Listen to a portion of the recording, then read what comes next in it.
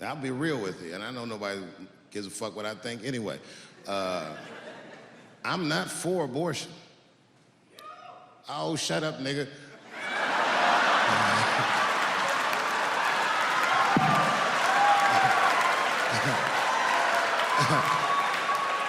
I'm not for it, but I'm not against it either.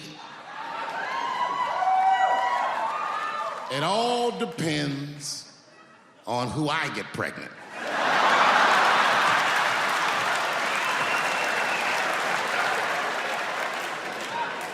I don't care, I'll tell you right now, I don't care what your religious beliefs are or anything. If you have a dick, you need to shut the fuck up on this one.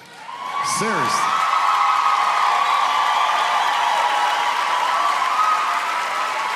This is theirs. The right to choose is their unequivocal right. Not only do I believe they have the right to choose, I believe that they shouldn't have to consult anybody, except for a physician, about how they exercise that right. Gentlemen, that is fair. And ladies, to be fair to us, I also believe if you decide to have the baby, a man should not have to pay.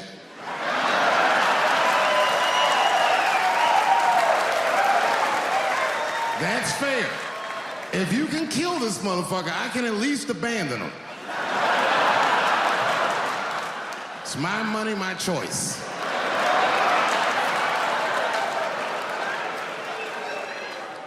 And if I'm wrong, then perhaps we're wrong. Figure that shit out for yourselves.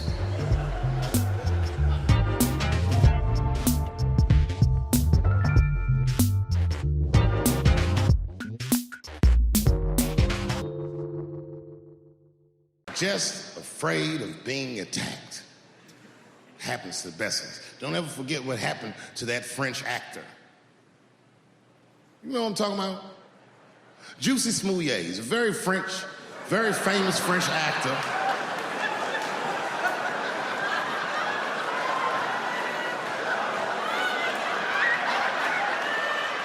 Y'all never heard of Juicy Smouillet? Juicy Smouillet is an actor from France.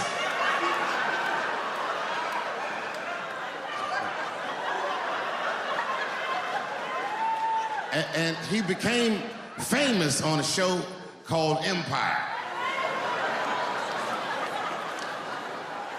One night, he was in Chicago late at night and was the victim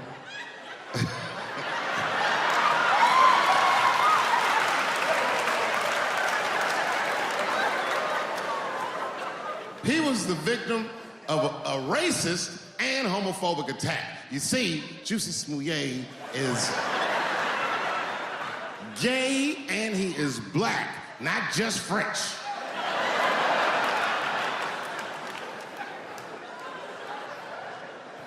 Oh, it was a crazy story. Apparently, when he was walking down the street late at night, two white men came out of the shadows with MAGA hats on and beat him up. Tied a rope around his neck, called him all kinds of niggas, and put some bleach on him and ran off into the night. This shit was like international news. And everybody was furious, especially in Hollywood. It's all over everybody's Twitter feed and Instagram page. Justice for Juicy and all this shit. The whole country was up in arms. He was talking about it all the time on the news. And for some reason, African Americans, we were like oddly quiet. We were so quiet about this shit that the gay community started accusing African American community of being homophobic for not supporting him. What they didn't understand is that we were supporting him with our silence. Because we understood that this nigga was clearly lying.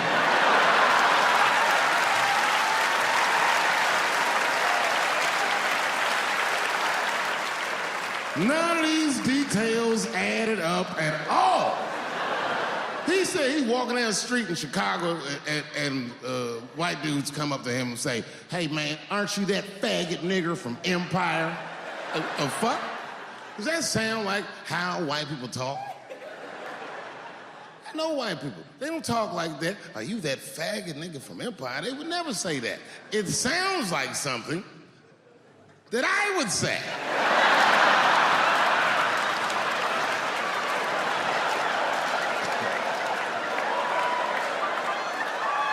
If you're racist and homophobic, you're not even gonna know who this nigga is. You can't watch Empire.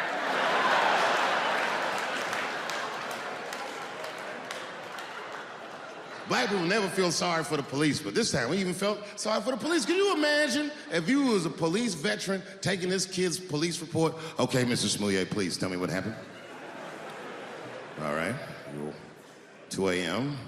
You left the house at 2 a.m. It's minus 16 degrees. All right. You were walking. All right.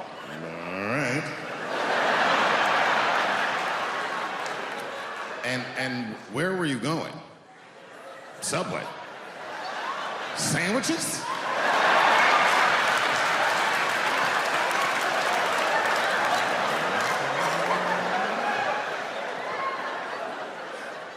That's when the men approached you? Did you see them? Do you have any? Okay, what they have on? MAGA hats. MAGA hats on in Chicago? Excuse me one second, Mr. Smoulier. Frank, come here for a second. Find out where Kanye West was last night.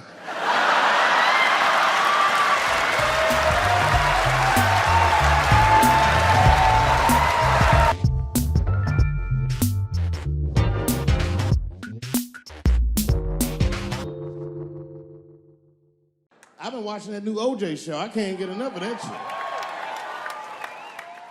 Doesn't it bring back good memories? But I forgot how like just how polarizing that OJ case was. And you know, I've met OJ Simpson on 4 different occasions in my life. And before the end of the show, I will tell you about each of those occasions. The first time I met OJ Simpson, I was in Santa Monica. Santa Monica? Yeah. I can't believe a black dude was like, Santa Monica. He was the last niggas I was expecting to say that. See your shoes. You got some Vans on, nigga? What you got on? Santa Monica! You? At the time, I was 18. I had done a show, and then a guy from the club came up and was like, hey, O.J. Simpson's here, and he said he wants to meet you. I said, what? Fuck yeah. I ran down the steps, and O.J. was down there. He's like, hey, yo, man, how are you? It's very good to meet you, and you're doing really good work, and I hope good things happen for you in your life. I was like, man, thanks, Mr. Juice. Standing beside him, well, I don't know the nice way to say this, his soon-to-be slain wife. Ladies and gentlemen, man the fuck up or you're not gonna make it through the end of this show. Just man the fuck up. She's dead, you already know, we know what happened. We don't know who did it, but we know what happened.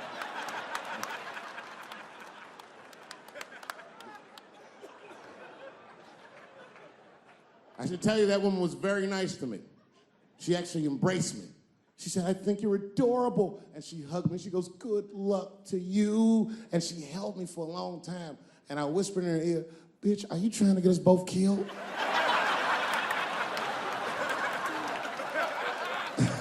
I'm just kidding, I didn't say that. But that was the first time in a nutshell. The second time I met O.J. Simpson.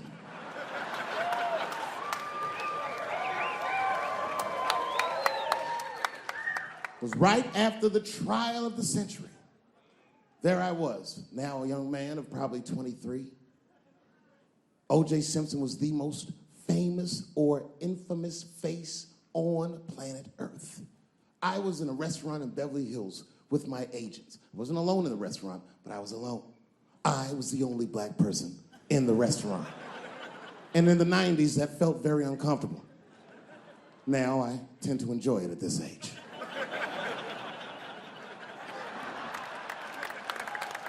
I was having dinner with my agents celebrating a deal that they told me was lucrative, but I later learned fucking sucked. And suddenly, a group of women walked by. Every race was in that group. Black, white, Asian, Latina, white, and white again. They were all gorgeous. I watched them walk by. Then, I saw a familiar face. Al Collins, the man from the infamous Bronco chase, walked by and embraced one of the women, and they walked towards the door. Couldn't believe what I saw. And then, close behind him, was O.J. Simpson, newly released from jail. The restaurant fell still. I was shocked. I didn't mean to say it out loud, but it just came out. O.J. He stopped, turned around to see who said it, saw my black face, and correctly assumed it was me.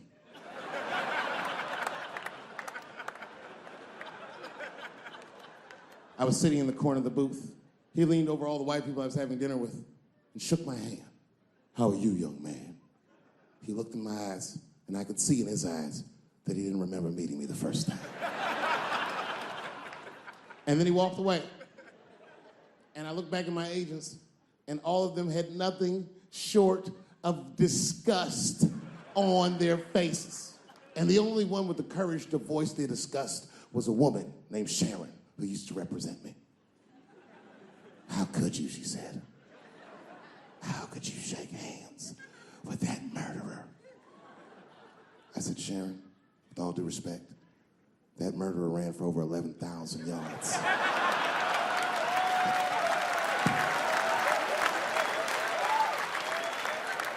And he was acquitted, so, fuck it.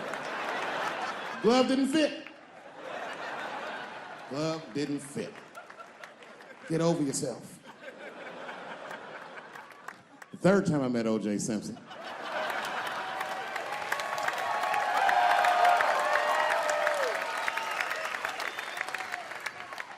Third time I met O.J. Simpson, I was doing great in life. I just finished the second season of Chappelle's show. Man, those were good days. I was playing a comedy club in Miami, the Improv. I don't know if you've ever been, but if you have, you'd know. The door for the green room is right on the stage. Can you imagine such a thing? If I walked out of the door of the green room, bam, I'm just right here. It's right from the dressing room. And I did that. I walked out, and the whole crowd was like, "Hooray!" And I looked, "Ma'am, as close as you are to me." I saw him as soon as I came out, the juice. And I saw recognition in his eyes, and it filled me with pride that he knew who I was. I didn't acknowledge his presence because it was a white audience, and I didn't want to start a panic.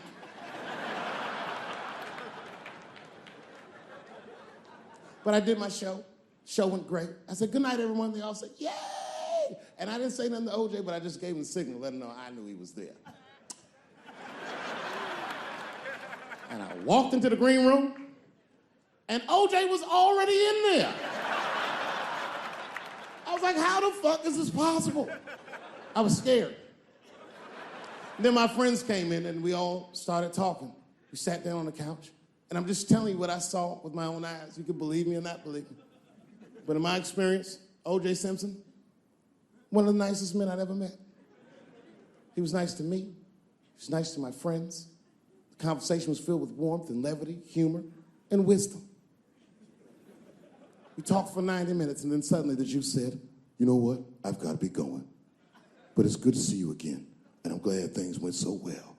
I said, "Thanks, Juice." And my friend said, "Yeah, goodbye, Mr. Juice." They're new to the game.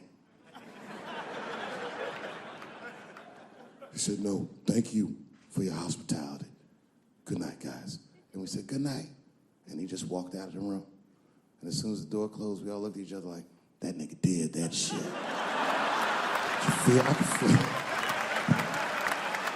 I could feel like murder in the room. Wait. I forgot. The fourth time I met O.J. Simpson.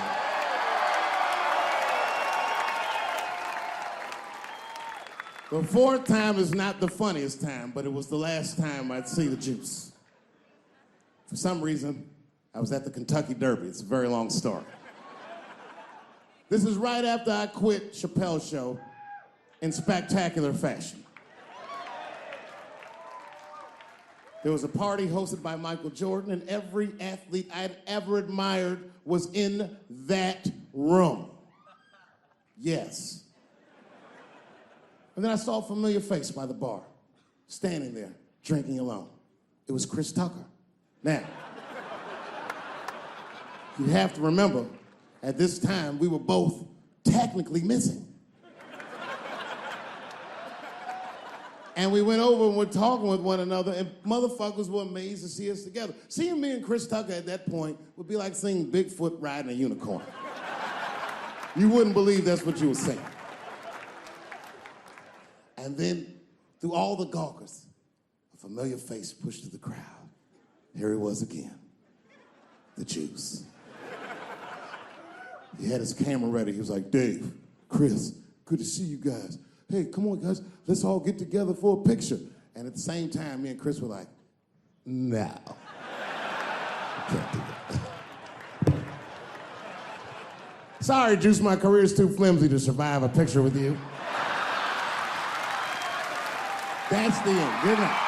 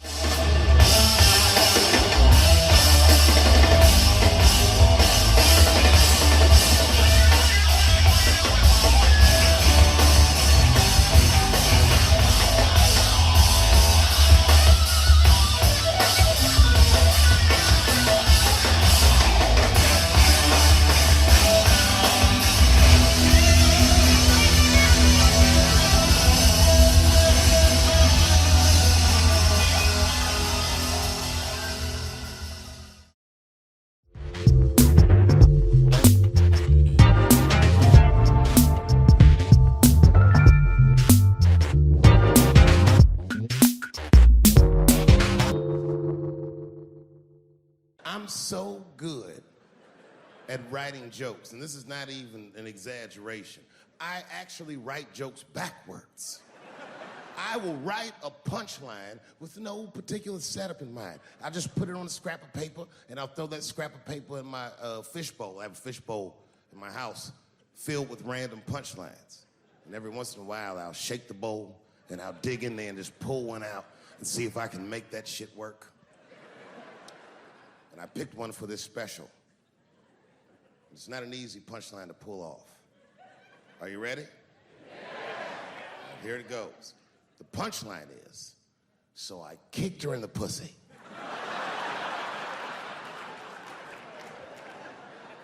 I haven't finished the joke yet.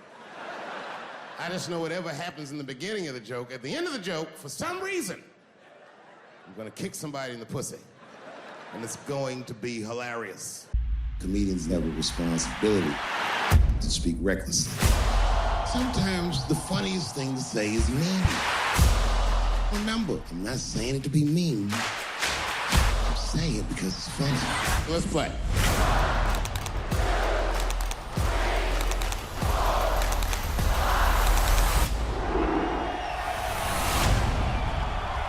Are you ready?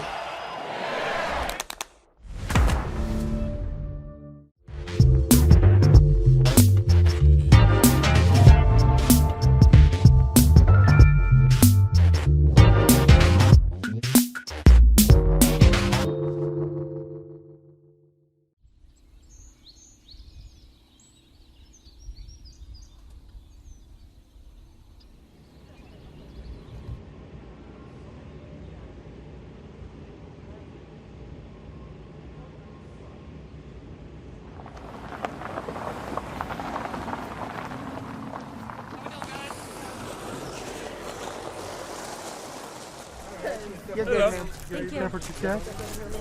Not gonna be impacted by my sunburn. Oh, I don't think so. Right? Better people. Step right over to the table. Take your picture. Or you may sit in any of the black chairs that are on the lawn. Cool. The tie tops or the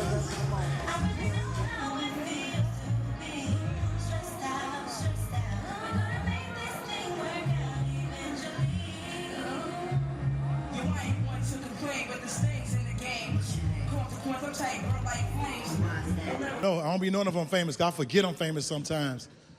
Like, dudes pull next to me, like, I'm like, what's up, dude? You old boy. Oh, yeah, thanks. So I don't be knowing, man.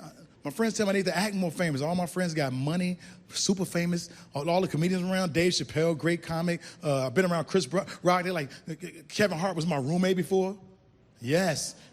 Every morning he wake up like, I'm gonna make it. I'm like, nigga, go make that breakfast.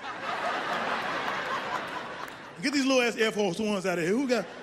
Who shoes this little? He used to hate the little shoe joke. Get these little shoes out of here. One time he got in the car and I had his shoes hanging from the rearview mirror. The baby shoes. Like, Kevin, look at your shoes.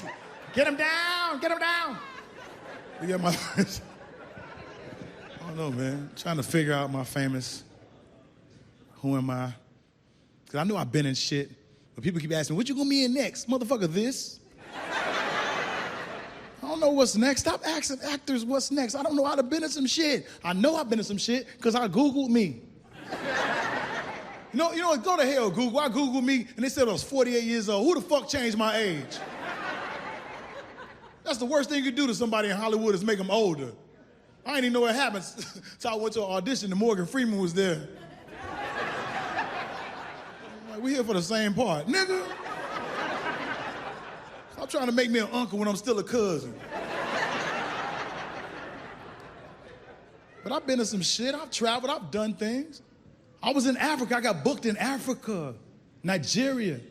They paid me so much money, I thought they purchased me. I told my baby, I was like, Daddy might not be back. They gave me racks, motherfucker. I just imagine me being there and shit in some cage, like, come look at my new D-Ray.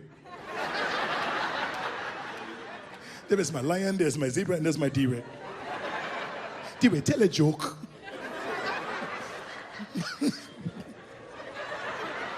Come on, tell a joke. Here's a matter. We have enough freedom to tell a joke.